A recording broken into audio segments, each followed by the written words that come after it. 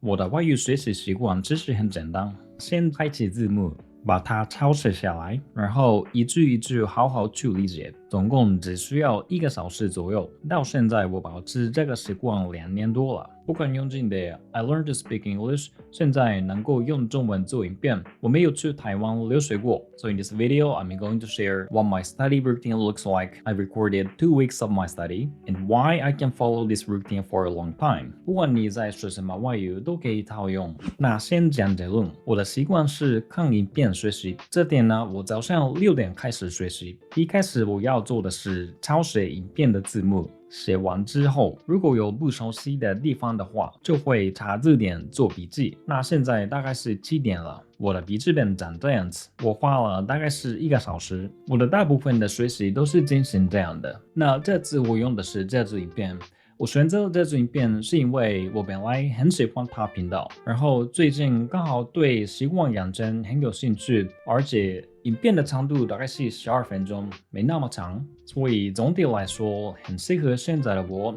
就是我每次都会找当时想要看的影片。那我其实花了2个礼拜学完这支影片，所以接下来给你们看每天我是怎么学习的。那第一天我已经给你们看了，隔天是这样的。早上开始学习，抄写字幕，查字典，然后做笔记。笔记本是长这样的，我花了1个小时。那第二天的晚上刚好有空，所以我再学了半个小时。第3天早上没有那么多时间，所以只学了半个小时。第4天早上我起不来，所以我就偷懒了。那以后都是一样的，每天早上学习，平均下来大概学1个小时左右。没有时间的话可能会短一点，有时间的话，像是周末的话可能会长一点。有的时候也会偷懒，然后学完一支影片之后，就会去找下支影片再学习。我觉得1个小时是刚好的时间长度，因为是半个小时的话，感觉有一点少嘛。那如果是每天都想要抓到2个小时的话呢，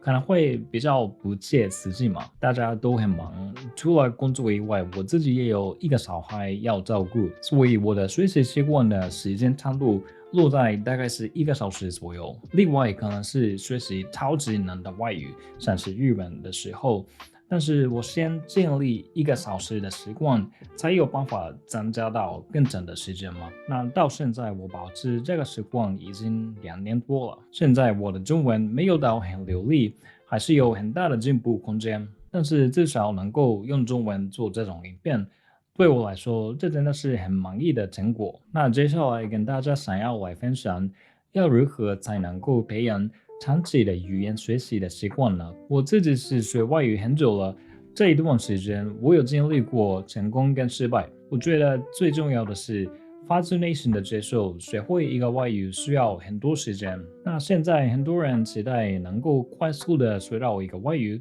然后大部分的人都会失败。我觉得这个现象有2个原因。第一个是期待太高，在我们以为很快学好外语的时候，我们的期待也是很高的，但实际上外语能力会进步的比想象更慢，所以这个落差会造成负面情绪，也会让我们很难持续学习。第二个原因是那些追求快速的学习方法通常都是无聊的嘛。如果想要快速的学好外语的话，的确有很多方法，但是大部分都是无聊的。我们选择某一个方法，因为听起来很合理、很有效，但是很有道理的东西，平常也是很无聊的嘛。那如果我们真的能够接受学外语需要很多时间的话，会怎样呢？我们的期待就会降低很多，也会符合实际的成长速度，然后比较容易引起开心的情绪。我们也可以选择某些学习方式，纯粹是因为自己很享受这个方式。那这样的话，会不会觉得我们更容易持续学习？语言学习不是忍受很久的痛苦就能学好的东西，而是先喜欢目前的过程之后，就会不知不觉慢慢进步的。这个想法听起来有点像绕弯路，但我觉得反而是一个捷径。那说到开心的学习，最后想要分享这几年我最喜欢的概念是叫做 Feel Good Productivity。这本书的作者是在 YouTube 上面超级有名的 Ali Abdaal。简单来说是这样的，你让自己很开心，这会创造活力，像是注意力、动力、灵感等等的，这些都会提高我们的生产力，让我们获得更好的进步，然后心情也会变得更好。Feel good productivity 大概是这样的一种循环。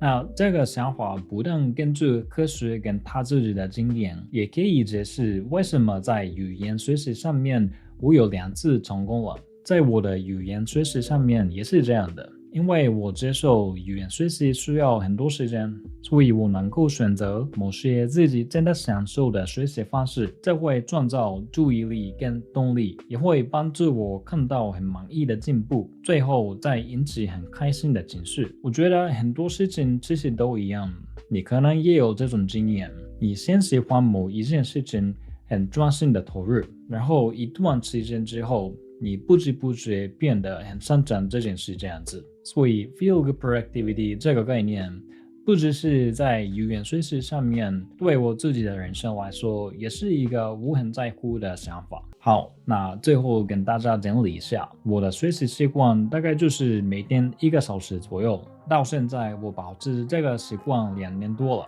像我现在能够用中文做影片，我相信这样1.1小时的习惯会让我们达到很好的程度。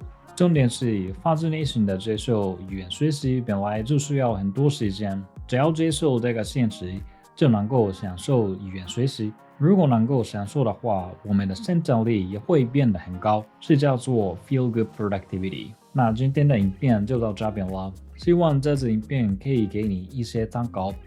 那下次影片再见咯， Thanks for watching。